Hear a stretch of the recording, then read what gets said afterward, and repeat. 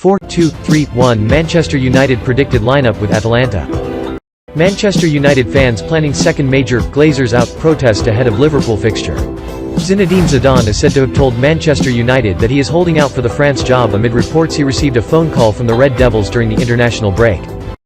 Manchester United will lock horns with Atalanta BC at Old Trafford on Wednesday night, hoping to pick up all 3 points on matchday 3 of the UEFA Champions League campaign. The Red Devils will be coming into the match on the back of a demoralising 4-2 loss against Leicester City. Ole Gunnar Solskjaer will probably opt for the 4-2-3-1 formation with plenty of tweaks from the last game. Fred might get the nod over Nemanja Matic in midfield, whereas Scott McTominay looks likely to make his way back into the 4-2-3-1 predicted Manchester United lineup with Atalanta. Defense. David de Gea is expected to start in between the sticks for the upcoming clash. The Spanish shot-stopper would be looking to put up a strong performance and secure a clean sheet on Wednesday. Centre-back. Raphael Varane has been ruled out for a few weeks after picking up a groin muscle injury while playing for France in the UEFA Nations League final on Sunday evening. The 28-year-old's country were winners of the tournament, and his presence in defence will be missed. Hence, given the absence of Raphael Varane, Harry Maguire will continue to form the centre-half partnership with Victor Lindelof at the heart of United's backline. Diogo Dalot is a guaranteed starter at the right-back position, whereas Luke Shaw will fill in on the other flank as the left back.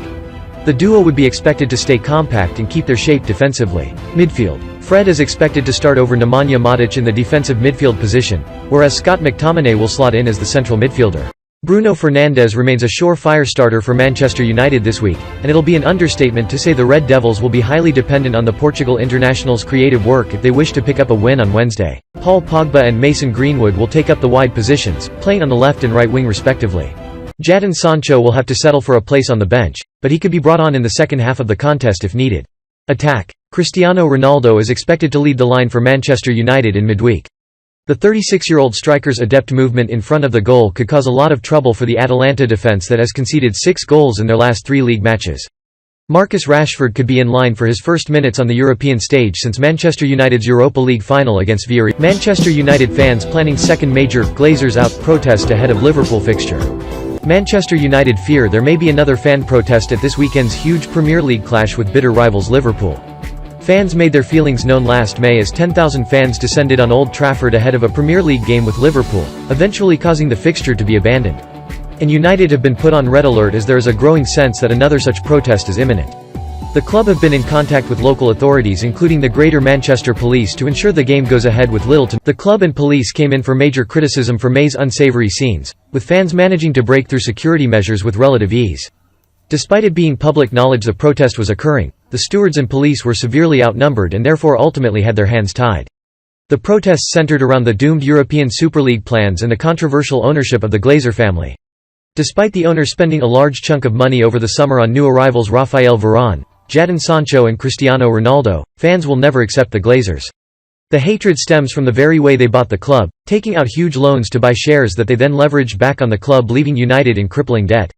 It was estimated the debt reached £443.5 million in 2021, bearing in mind the club were debt-free as recently as 2005 prior to the Glazers' involvement. Now results have turned sour under Ole Gunnar Solskjaer. The feeling around the club is turning toxic and fans are not happy.